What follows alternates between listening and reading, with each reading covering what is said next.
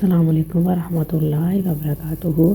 جیسے کہ پچھلی ویڈیو میں ہم نے شب برات کی وظائف کے بارے میں بات کی، اب ہم اس میں نفلی عبادت میں ہم نے نفل کون کون سے پڑھنے ہیں اس کی بات کرتے ہیں۔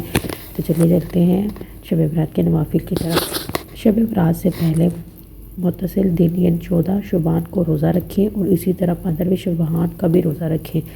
عصر کی نماز سے مغرب تک توبہ استغفار میں وقت گزاریں اور اس کے لیے وظیفہ نمبر 3 اور 5 میں دیے گئے کلمات پڑھنا بہت مناسب ہے۔ جیسا کہ میں نے آپ کو پچھلی ویڈیو میں وظائف کے بارے میں بتایا، تو اس میں یہ والے وظائف پڑھنا ضروری ہے۔ نماز مغرب کے بعد 6 نفل ادا کریں۔ وہ 6 نفل آپ لوگوں کو پتہ ہی کیسے کرنے ہوتے ہیں۔ 2 نفل جو ہے عمر بالخیر کے پڑھنے ہیں کہ ہماری لمبی عمر ہو جائے، اور پھر 2 نفل ہم نے یہ مغرب کے بعد پڑھنے ہیں کہ جو ہے ہماری بلاؤں سے حفاظت ہو جائے۔ پھر 2 نفل ہم نے جو ہے کہ اللہ سے نفل پڑھنے ہیں کہ کسی کا محتاج نہ ہو۔ تو یہ نفل جو ہم نے 6 نفل پڑھنے ہیں نماز مغرب کے بعد۔ اس کے بعد ہم نے جو ہے 1 دفعہ یاسین بھی پڑھنی ہے۔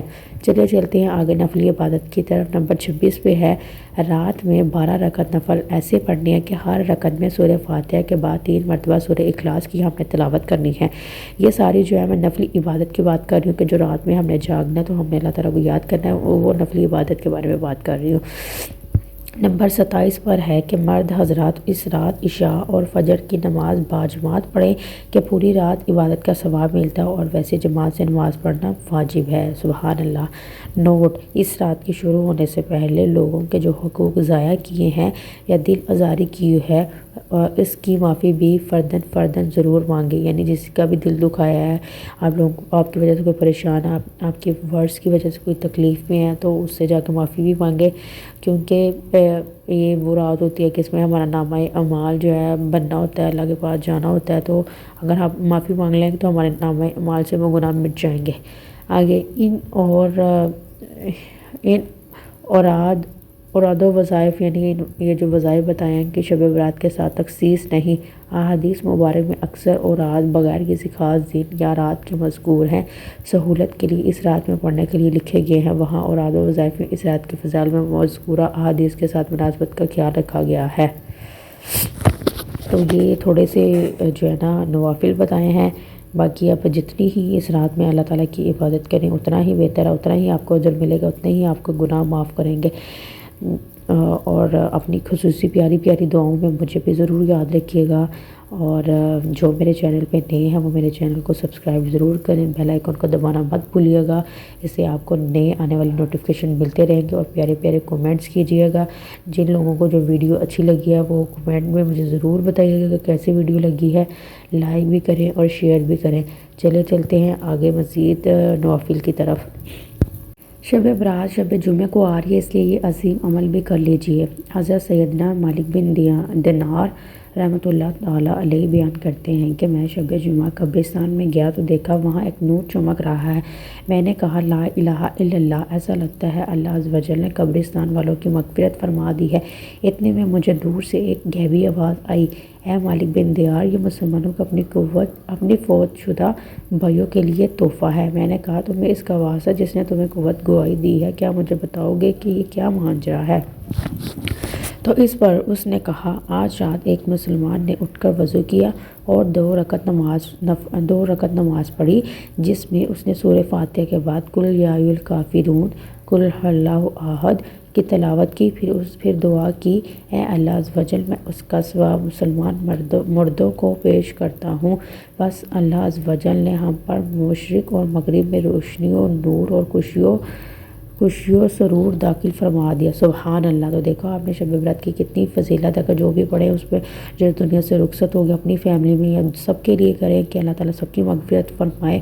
تو وہ جو بھی آپ دعا کریں گے تو اللہ تعالیٰ ضرور قبول کرتے ہیں۔ اپنے لیے بھی اپنی پیاری دعاؤں میں اپنوں کو بھی یاد رکھیں اور غیروں کو بھی یاد رکھیں اور سب کو یاد رکھیں۔ تو بہترین انسان وہی ہے کہ جو اپنی دعاؤں میں دوسروں انسانوں کو بھی یاد رکھتا ہے۔ اپنے لیے تو سبھی مانگتے ہیں، لیکن بہترین انسان وہ ہے کہ جو اپنا بھی خیال کرتا ہے اور دوسرے انسانوں کو بھی جہنم سے آزادی دیتا ہے، دوسرے انسانوں کا بھی خیال کرتا ہے۔ حضرت سیدنا مالک بن دیار رحمۃ اللہ تعالیٰ علیہ فرماتے ہیں، پھر میں نے ہر شب جمعہ ان کی تلاوت کی عادت بنا لی۔ سبحان اللہ۔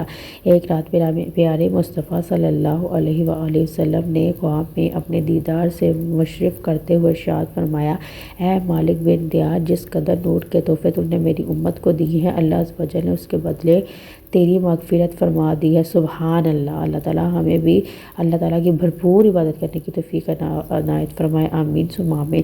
تجھے بھی اس کا ثواب عطا فرمایا ہے۔ سبحان اللہ۔ اللہ عز و جل نے جنتی محل میں تیرے لیے گھر بنایا ہے، سبحان اللہ، جسے منصف کہا جاتا ہے۔ میں نے عرض کی یہ منصف کیا ہے؟ ارشاد فرمایا، اہل جنت کے سامنے ایک بلند مقام ہے، اور یہ جو ہے سارا بات جو ہے شرح صدور بک سے لی گئی ہے، جس کا حوالہ سوات 0306 ہے۔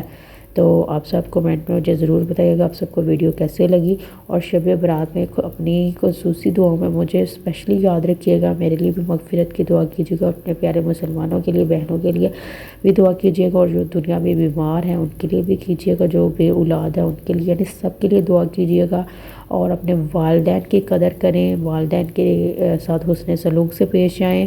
والدین ہی ہمارے جو ہے بخشش کا ذریعہ ہوتے ہیں۔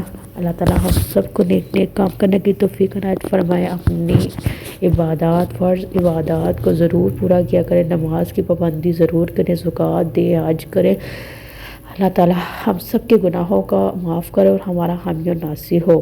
جزاک اللہ خیر۔ ملتے ہیں اسی طرح کی اگلی ویڈیو میں۔ اللہ حافظ۔